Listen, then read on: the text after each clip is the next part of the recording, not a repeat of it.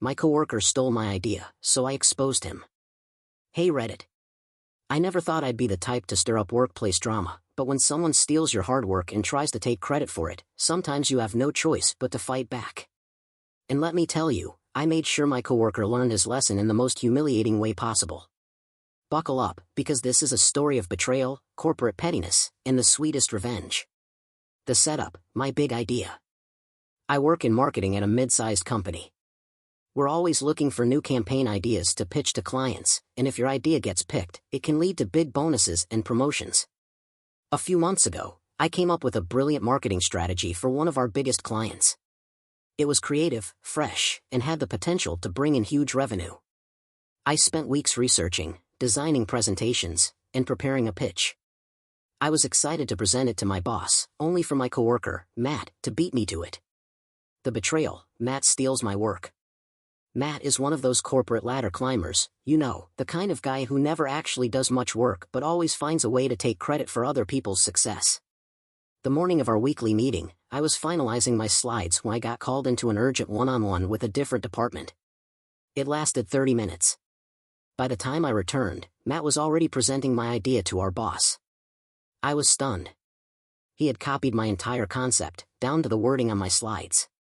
He even used the same research I had compiled. As he wrapped up his presentation, my boss was blown away and immediately started discussing implementing the strategy. Meanwhile, I was sitting there in shock, trying not to explode. The first confrontation, calling Matt out. After the meeting, I pulled Matt aside. Matt, that was my project. You stole my work. Matt, smirking, I don't know what you're talking about. We work in the same department, sometimes ideas overlap. The audacity. I took a deep breath and decided not to argue, yet. Instead, I did something better. I started planning his downfall. The trap: gathering evidence. Luckily, I had all the proof I needed to expose Matt. Timestamps on my documents, I had emails, drafts, and notes dating back weeks before Matt's presentation. Saved versions on Google Drive, every single edit I made was timestamped. Slack messages, I had even discussed parts of the project with another coworker, meaning there was a clear record that I had been working on this before Matt even knew about it. Now, I just needed the right moment to strike. The perfect setup: another meeting. A week later, we had another team meeting to discuss next steps for the campaign. Since Matt led the pitch, our boss expected him to expand on the strategy. Here's the problem: Matt had no idea how to execute it. When our boss started asking him detailed questions, Matt fumbled. He stuttered, gave vague answers, and it became painfully clear that he didn't understand his own idea. That's when my boss turned to me and said, "Boss, you're usually great with these details. Do you have anything to add?" Oh, I had plenty to add. I calmly pulled up my laptop and said, Actually, yes. Since I originally developed this strategy, I have a full breakdown of the execution plan. Then, I screen-shared my Google Drive, showing all the timestamped documents, research files, and Slack conversations. The room went silent. My boss slowly turned to Matt. "Boss, is this true?" Matt turned beet red. He stammered something about collaborating, but the evidence was overwhelming. He had been caught, and everyone knew it.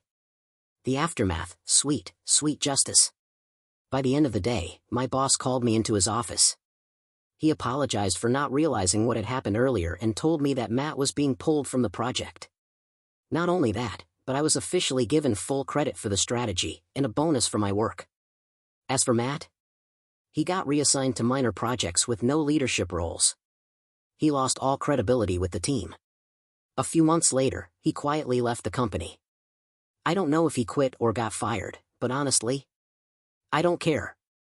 All I know is that my work was recognized, I got rewarded for my efforts, and Matt, he learned the hard way that stealing doesn't pay. Final thoughts. If someone ever steals your work, don't just let it slide. Gather your receipts, wait for the perfect moment, and then expose them. Because trust me, there's nothing more satisfying than watching a liar crumble under their own arrogance. Update: my coworker stole my idea, so I exposed him. Now he's jobless. Hey Reddit. I wasn't expecting to update this, but oh boy, things got even better. If you thought Matt got what he deserved before, just wait until you hear what happened after he left the company. 1. Matt tried to trash my reputation. A few weeks after Matt left, aka got quietly pushed out, I started hearing rumors that he was badmouthing me to former coworkers and even people in our industry. Apparently, he told anyone who would listen that I was cutthroat and sabotaged him. I was playing office politics to get ahead. I was spoon-fed ideas by other people, as if he didn't literally steal my work.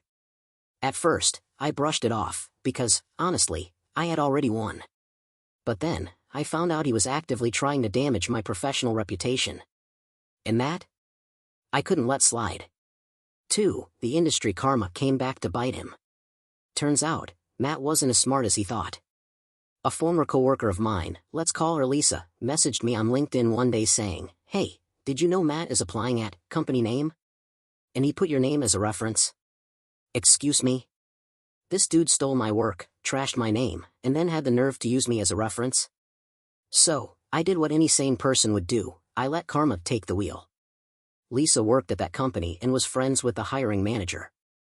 When she found out Matt had applied, she casually brought up his name in conversation, along with the full story of how he got caught stealing my work. The hiring manager? Not impressed. They not only rejected Matt's application but also blacklisted him from future opportunities at the company. That's not even the best part. 3. His new job went down in flames. After getting rejected, Matt managed to land another job at a small agency. And guess what? He pulled the same stunt there. Lisa kept tabs on him, because we both wanted to see this train wreck unfold, and sure enough, about 2 months into his new role, she heard through industry gossip that Matt tried to take credit for a coworker's project. But this time, he got caught even faster. The company fired him on the spot. 4. The final nail in the coffin. Now, here's where it gets hilarious. A few weeks ago, my company announced a major client partnership, one of the biggest deals we've ever landed. The client? One that Matt's new agency had been desperately trying to sign before he got fired. The cherry on top? I was listed as one of the lead strategists on the campaign. So, in summary, Matt tried to ruin my career.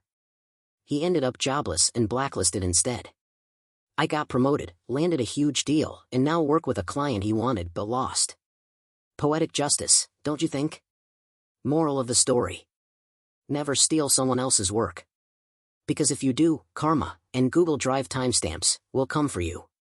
Oh, and Matt? If you're reading this, how's the job hunt going?